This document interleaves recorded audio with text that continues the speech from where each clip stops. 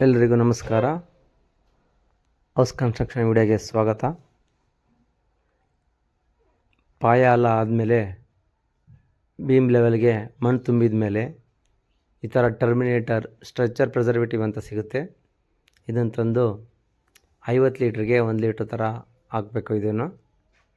ಇದನ್ನು ಒಂದು ಡ್ರಮ್ಗೆ ಒಂದು 250 ಲೀಟ್ರು ನೀರು ಹಾಕ್ಕೊಂಡು ಇದು 5 ಲೀಟ್ರ್ ಕ್ಯಾನದ ಅದಕ್ಕೆ ಹಾಕಿ ಕಲಸಿ ಈ ಥರ ಆಗುತ್ತೆ.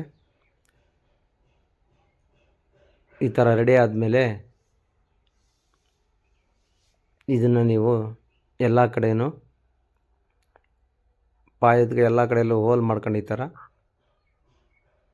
ಪ್ರತಿಯೊಂದು ಕಡೆಯೂ ಹೋಲ್ ಮಾಡಿ ಒಂದು ಜಗ್ಗು ಅದರಿಂದ ತಗೊಂಡು ಬಕೆಟಲ್ಲಿ ಹಾಕೊಂಡು ಜಗ್ಗಿಂದ ಎಲ್ಲ ಹೋಲ್ಗಳಿಗೂ ತುಂಬಿಸ್ಬೇಕು. ಎಲ್ಲ ಹೋಲು ತುಂಬಿಸಿದ ಮೇಲೆ ಅದೆಲ್ಲ ಅಬ್ಸರ್ವ್ ಆಗಿ ನೋಡಿ, ಈ ಥರ ಯಾವ ಥರ ಅಬ್ಸರ್ವ್ ಆಗ್ತಾಯಿದೆ.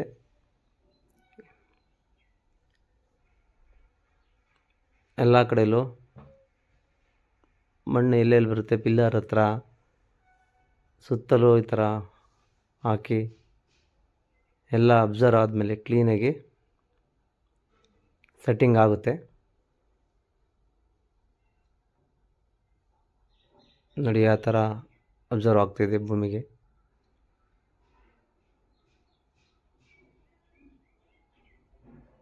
ಸೆಟ್ಟಿಂಗ್ ಆದಮೇಲೆ ದಬ್ಜಲ್ಲಿನ ಬೀಮ್ ಲೆವೆಲ್ಗೆ ದಬ್ಜಲ್ಲಿನ ಹಾಕಿಸ್ಬೇಕು. ಈ ಥರ ಒಂದು ಕಡೆಯಿಂದ ಬೀಮ್ ಜಲ್ಲಿನ ದಬ್ಜಲ್ಲಿ ಹಾಕಿದ ನಂತರ ಅದನ್ನು ಲೆವೆಲ್ ನೋಡ್ತಾರೆ. ಬೀಮ್ ಲೆವೆಲ್ ನೋಡಿ ಈ ಥರ ದಬ್ಜಲ್ಲಿ ಎಲ್ಲೆಲ್ಲಿ ಗ್ಯಾಪ್ ಇರುತ್ತೆ ಅಲ್ಲೆಲ್ಲ ಕಡೆಯಲ್ಲೂ ಹಾಕ್ತಾರೆ. ಹಾಕಿ ಆದಮೇಲೆ ಅದಕ್ಕೆ ಸ್ಯಾಂಡ್ ಮತ್ತು ಸಿಮೆಂಟನ್ನು ಕಲಸಿ ಎಲ್ಲ ಕಡೆಯಲ್ಲೂ ಸೆಟ್ಟಿಂಗ್ ಮಾಡ್ತಾರೆ. ಈ ಥರ ಸೆಟ್ಟಿಂಗ್ ಮಾಡಿ ಅದನ್ನು ಡಂಬಲ್ಸ್ ಮಾಡ್ತಾರೆ. ಎಲ್ಲ ಕಡೆಯಲ್ಲೂ ಲೆವೆಲ್ ಮಾಡ್ಕೊಂಬರ್ತಾರೆ. ಈ ಥರ ನೋಡಿ ಮಾಡ್ತಾಯಿದ್ದಾರೆ ನೋಡಿ. ಈ ಥರ ಎಲ್ಲ ಕಡೆಯಲ್ಲೂ ಡಂಬಲ್ಸಿಂದ ಲೆವೆಲ್ ಮಾಡ್ತಾ ಹೋಗ್ತಾರೆ.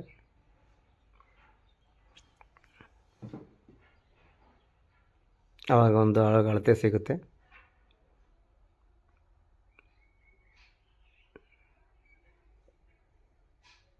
ಈ ಥರ ಮಾಡೋದ್ರಿಂದ ತುಂಬ ಅನುಕೂಲ ಆಗುತ್ತೆ. ಎಲ್ಲ ಮನೆ ಕಟ್ಟೋರಿಗೆ ಯಾವುದೇ ರೀತಿಯ ತೊಂದರೆ ಆಗಲ್ಲ ಗೆದ್ಲುಗಳಿಂದ. ನಂತರ ಇವರು ಪಿಲ್ಲರ್ಗಳಿಗೆ ಸ್ಟಾರ್ಟ್ರ್ ಹಾಕಿ ಎಲ್ಲ ಪಿಲ್ಲರ್ಗಳಿಗೂ ಮೂಲೆ ಮಟ್ಟ ಚೆಕ್ ಮಾಡಿ ಸ್ಟಾರ್ಟ್ರ್ ಹಾಕ್ತಾರೆ. ನಂತರ ಸ್ಟಾರ್ಟ್ರ್ ಹಾಕಿ ಎಲ್ಲ ಕಡೆಯಲ್ಲೂ ಚೆಕ್ ಮಾಡ್ತಾರೆ. ನೋಡಿ ಚೆಕ್ ಮಾಡ್ತಿದ್ದಾರೆ ಇವಾಗ ಇವರು. ಪಿಲ್ಲರ್ ಟು ಪಿಲ್ಲರ್ ಎಷ್ಟು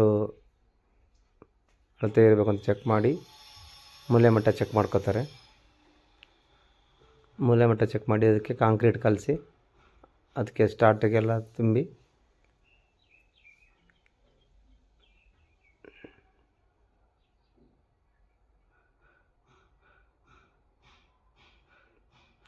ಲೆವೆಲ್ ಚೆಕ್ ಮಾಡ್ತಾರೆ ನೋಡಿ. ಲೆವೆಲ್ ಚೆಕ್ ಮಾಡಿಕೊಂಡು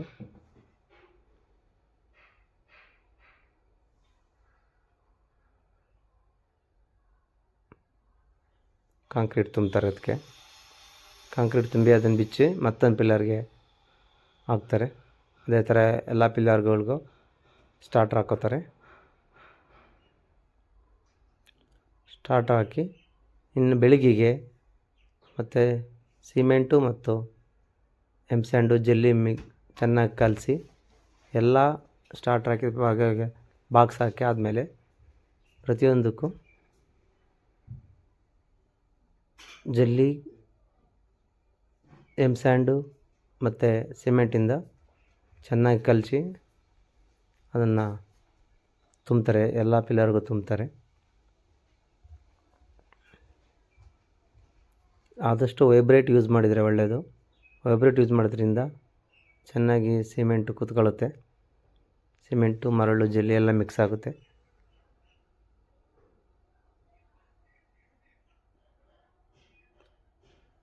ನೀವು ಎಲ್ಲ ಸಮ ಪ್ರಮಾಣದಲ್ಲಿ ಹಾಕಬೇಕು.